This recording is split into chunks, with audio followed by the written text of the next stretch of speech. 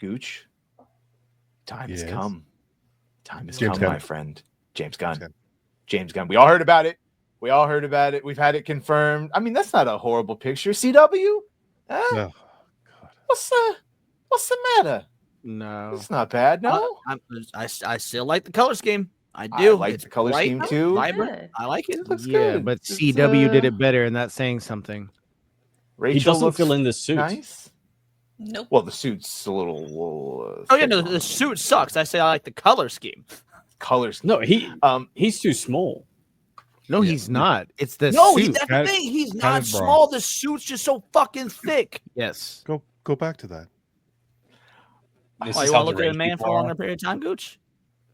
People are No constantly arms, like, he does no fuck this pecs. shit.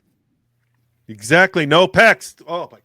Now show this fucking shot of him working out. And I with his shirt know, off. but that's him all pumped up doing the I thing. don't This care. is him They just could've done standing it. around.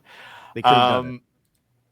Hashtag super shit, really. And here's the thing, that's not me. This is James Gunn. So here is the start of this. We've tracked it down to patient zero. So this is the huge DC scoop. In the movie, Superman is frustrated by social media backlash with the hashtag super shit being mentioned several times as really getting under his skin.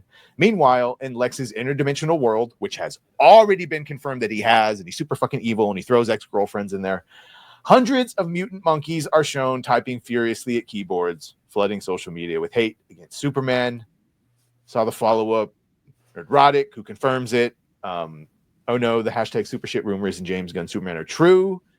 Jeremy Prime, Jeremy Griggs, a homosexual man, saying for real, and then him confirming it, and his source is the same source I talked to. Yeah, it's real. And then also viewer anon here saying, guys, the hashtag super shit thing, don't look it up if which you can guess what it is right now. It's one of the best jokes in the movie. Even people who didn't like it have pointed to the punchline as something fantastic. Wait for the movie to come out. Without the context of knowing all of it, I will say what we do know is that the Corpo Stooge Justice League are already giving Superman a bunch of shit. On top of that, now he's getting a bunch of shit online. If the two work in conjunction with one another, it seems like the whole world is against Superman, who's supposed to be the symbol of hope. Like, this could actually work in context. It really could. End of the channel already getting this started. Leon, can someone kick Leon off this fucking stream? Yeah. To push back on Leon, even if there is a joke that works and the punchline is fine, Superman would not be getting frustrated about what other people think of him. Other people, like Lois, might get frustrated for him, but he would, I don't know, he'd try and figure out a way to inspire people and make them see him for what he is. He's not like a teen that's on the internet trolling or seeing what trolls are saying about him. It's not that. That's not what the character is. Does he get triggered by the online troll demons? No. This fucking guy hears everyone's voices all over the world. So like, why would he get affected by a freaking internet? Like, it's like, Well, yeah, I was just gonna say that. Like, that means that he's browsing social media because Yes, he's on Twitter Well, consistently. I mean, to be fair, he's a reporter. He's a reporter. He has to be on social media. Like Clark Kent in the modern age would be on social media. All I'm saying is that combined with what we know about the Justice League, and this is, I'm not saying it will work. I'm saying I can see how if it's written well, it'll work. I don't think this is near as egregious as the quote unquote scoop about Lois. that Lane is your Superman's problem. relationship in this. If it's written well and it's James Gunn. So also he chose the write storyline. things well. He wrote the script. He didn't have to choose any of this. That's true. Now that's the He better chose- point. Yes. Intention behind it and what he chose. By the way, Moxy, thank you for your lemon party. Hello, baby. Where's Paul? He's getting along with the Marquise of Assad, so I thought I'd come and get along with you. What do you say? No, thank you. No, thank you. Is that all you're going to say? You're not even going to help my ego by telling me you got some weird pussy disease? Oh, thank you. I love Hashtag me too. Do we have an HR department? Who does Moxy report this to? Rat is technically our I'm HR also department. I'll allow it. Oh yeah, Me you too. go. There you go. Now, HR would like to have a word with you. By the way- Erwin, about ratting on people. Here's the thing, because we'll end Did up you mentioning- just use God. rat as a negative slur? Yeah, he Well, did. I'm bitch. reporting tech rat. We can use it.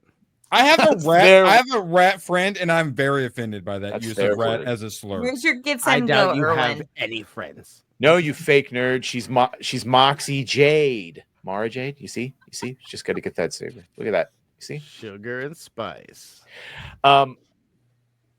Let's not pretend that James Gunn can't make shit that we like. I would talk about it in Thunderbolts because Paul Chato compares it to a James Gunn thing, but at the second Guardians movie, I still fucking cry during the he may have been your father, but he wasn't your daddy, and like the fucking Ravager showing up to the funeral, and so let's not act like he can't fucking write emotional moments. It's the probability of him being able to do it on this one and overcome ego, but. Take it back to one of his earliest roles. He also co-wrote the remake of Dawn of the Dead with Zack Snyder. And like when you the main dude you've been following the whole movie, I'm blanking on his name, but you get to the end when he finally gets the survivors of the boat, and you realize he's been bitten, and they just speed away, and he longingly looks at the camera before turning to take on the zombie solo. Like that was a good emotional moment. He was the emotional like. Can he still do it? I get it. That's a 25-fucking-year-old movie, but. They also had to bring in other writers to punch up the script after he left for Scooby-Doo. There you go. Because he was trying to be fair, James Gunn wrote an R-rated Scooby-Doo the studio was not going to allow to happen. So now I wouldn't mind. All right, Gooch, this is where you get to say you're right, though, that they don't know what they're doing. I saw this article and I smiled for you.